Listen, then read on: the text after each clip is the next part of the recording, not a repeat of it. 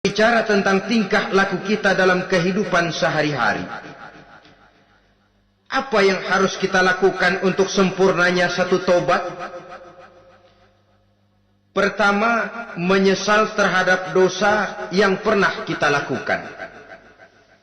Kadang-kadang ada juga orang bertaubat, tapi bukan nyesal terhadap dosa yang dia kerjakan, malah puas katanya. Dia ngomong sama teman-temannya, saya dulu zaman muda sudah kenyang judi, kenyang zina, kenyang mabuk-mabukan, sudah puas. Sekarang tinggal benernya saja, saya sudah taubat. Taubatnya sih bagus, tapi puasnya itu yang jelek. Kenapa harus dikatakan puas? Bukan puas, menyesal. Menyesal saya dulu, kenapa hanyut terjebak dosa, kenapa tenggelam di meja judi, kenapa tenggelam di minum-minuman keras, kenapa hanyut kepada perbuatan munkar dan maksiat. Saya menyesal sekali. Menyesal diperintah dan bukan malah puas. Dari rasa menyesal ini nanti timbul hal yang kedua, yaitu berniat tidak akan mengulangi lagi perbuatan dosa. Kalau menyesal tapi masih diulangi lagi, itu belum taubat yang sebenarnya. Saya kapok, menyesal, tidak mau minum minuman keras lagi. Besok tidak ada minuman keras, malah pusing. Nyari kesana kemari. Itu belum taubat yang sebenarnya. Jadi setelah menyesal, berniat tidak akan mengulangi lagi perbuatan dosa itu. Kalau menyesal tapi masih diulanginya lagi, itu sama saja dengan main-main. Saudara-saudara kaum muslimin rahimakumullah, barangkali itu yang orang namakan dengan taubat sambal namanya. Kita kalau makan nasi pakai sambal, pedesnya bukan main, repot, marah, ngomel. Gila, sambal pedes bukan main, taubat sama sambal. Taubat sama sambal katanya. Tapi 2-3 hari kemudian dia makan lagi, nggak ada sambal, nyari. Kemarin sudah taubat, 2 hari kemudian malah nyari. Ini bukan taubat yang sebenarnya. Penyesalannya tidak diiringi dengan berniat untuk tidak mengulangi perbuatan dosa itu selama-lamanya. Saudara hadirin, kita sudah taubat, tidak mau lagi minum minuman keras. Datang teman, minum ya? Enggak mau. Kenapa? Saya sudah taubat. Yang benar. Benar. Kalau dibayarin? Udah. Jadi rupanya taubatnya itu cuma karena nggak ada yang bayarin. Begitu datang yang bayarin, berangkat lagi. Itu belum lagi merupakan taubat yang sebenarnya. Begitu juga kita taubat dari meja judi. Pada waktu sudah bures, bangkrut, habis-habisan, mungkin menyesal, mungkin bertobat. Inilah akibatnya judi, rumah tangga berantakan, harta bures, anak terlantar, uang tidak ada. Tobat, saya tidak mau lagi-lagi tenggelam di meja judi. Pada saat kondisinya bangkrut, itu yang diucapkan. Tapi 2-3 hari, 4-3 minggu, 1 bulan kemudian rezekinya banyak, makmur lagi, usahanya maju lagi, lupa lagi dia kepada ucapan sebelumnya, akhirnya sedikit demi sedikit tenggelam kembali di meja judi. Ini pun belum merupakan taubat yang sebenarnya. Jadi untuk sempurnanya taubat, yang pertama menyesal terhadap dosa yang telah dilakukan, yang kedua berjanji tidak akan mengulangi lagi, kemudian yang ketiga meninggalkan perbuatan jahat itu untuk selama-lamanya.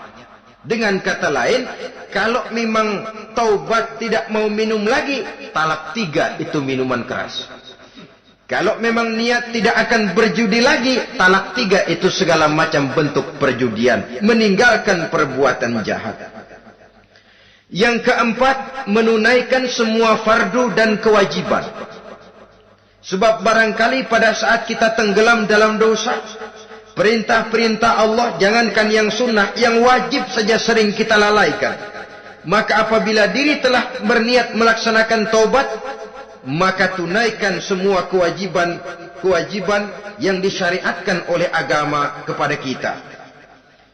Yang kelima, meminta halal kepada para lawannya dengan termasuk mengembalikan hak milik orang lain. Ini kalau menyangkut hukukul adamiyin atau hak-hak manusia.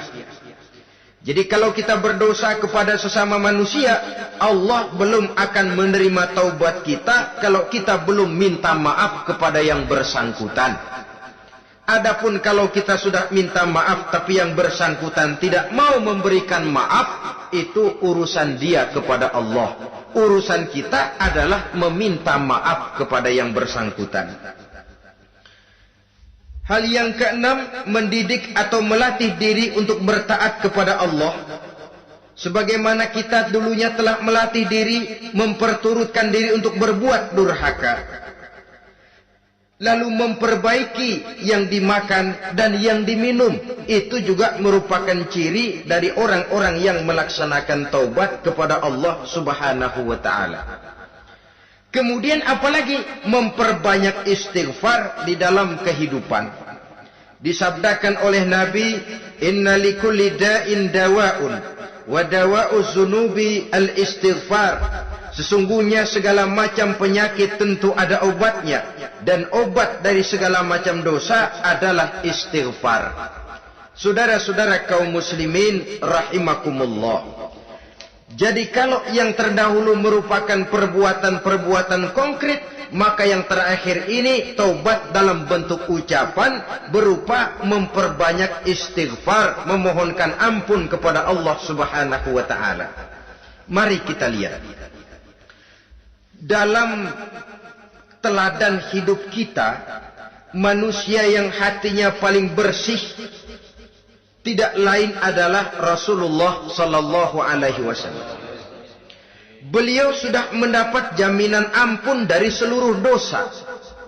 Liyaghfir lakallahu ma taqaddama min zambika wa ma ta'akhkhar, kata Allah.